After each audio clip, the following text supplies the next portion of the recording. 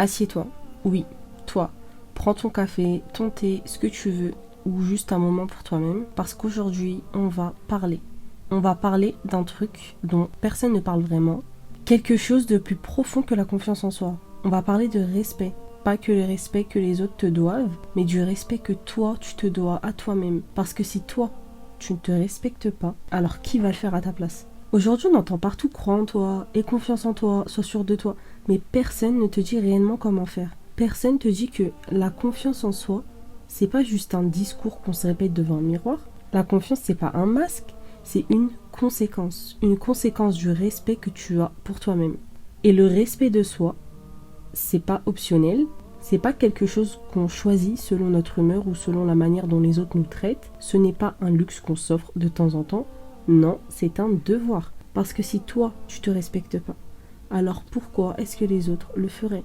Pourquoi est-ce qu'on attend toujours qu'on nous dise qu'on est bien pour y croire? Pourquoi est-ce qu'on a besoin d'entendre tu es belle, tu es intelligente, tu es fort pour commencer à le ressentir? Parce qu'on a été conditionné à ça.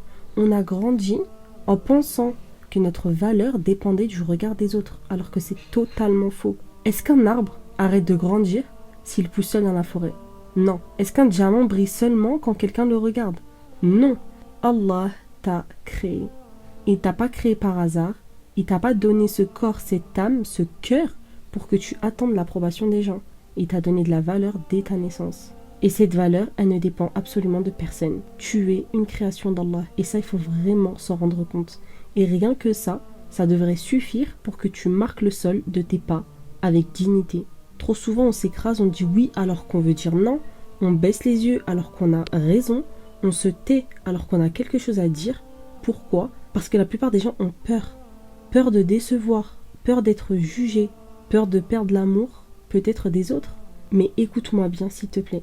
Se respecter soi-même, ce n'est pas un manque d'humilité. Et ça, j'ai vraiment mis du temps à le comprendre. Le prophète ﷺ était l'homme le plus humble, on est d'accord. Mais jamais il ne s'est écrasé. Il savait qui il était.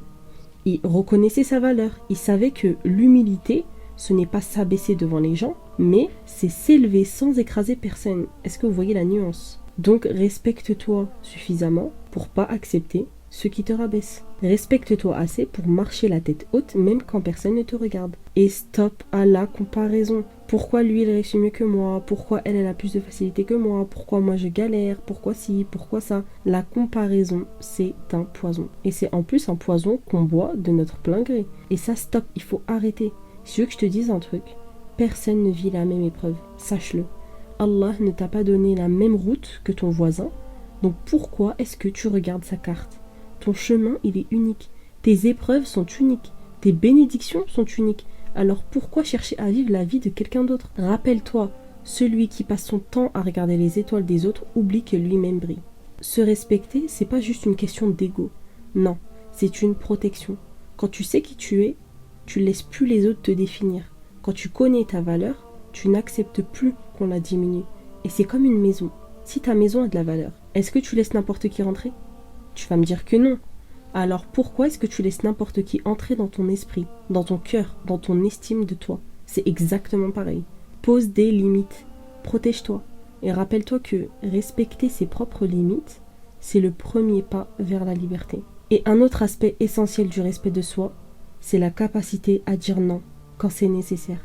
Tu vois, souvent on se sent obligé de dire oui à tout, de dire oui pour être accepté, aimé, ou même simplement pour éviter les conflits. Mais ça peut vite devenir très toxique, parce que dire oui tout le temps, même quand on n'a pas envie, ou que ça nuit à ton bien-être, c'est te manquer de respect. C'est te mettre en second plan, donc en fait te sacrifier pour l'autre. Mais dire non, c'est pas un acte de cruauté ou d'égoïsme, c'est un acte de protection envers toi-même. Dire non, c'est affirmer tes limites et préserver ton énergie pour ce qui est vraiment important. Mais il ne faut pas non plus devenir une machine à dire non. Dire non à tout va de manière tout le temps systématique et sans discernement, ça peut aussi être problématique. Dans la religion, dans l'islam, l'équilibre, il est essentiel. Le prophète ﷺ nous a enseigné qu'il faut savoir quand aider et quand s'abstenir.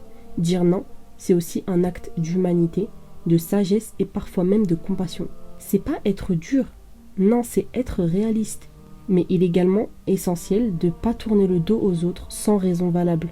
Aider les autres, c'est offrir son temps et ses efforts quand c'est possible. Il fait partie de nos devoirs envers la communauté.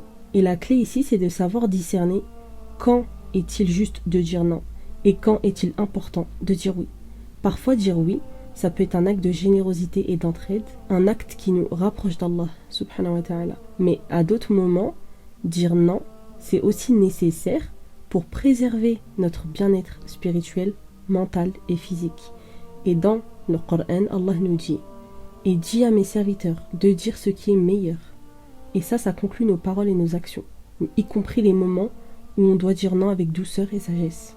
Aujourd'hui, retiens juste une chose, tu n'es pas une ombre, tu n'es pas un écho, tu n'es pas un reflet dans le regard des autres. Tu es une âme, une force, une lumière que personne ne peut éteindre, sauf si toi, tu lui donnes la permission. Alors ne la donne pas. Marche avec dignité, avec respect et avec cette certitude. Allah t'a créé avec une valeur inestimable.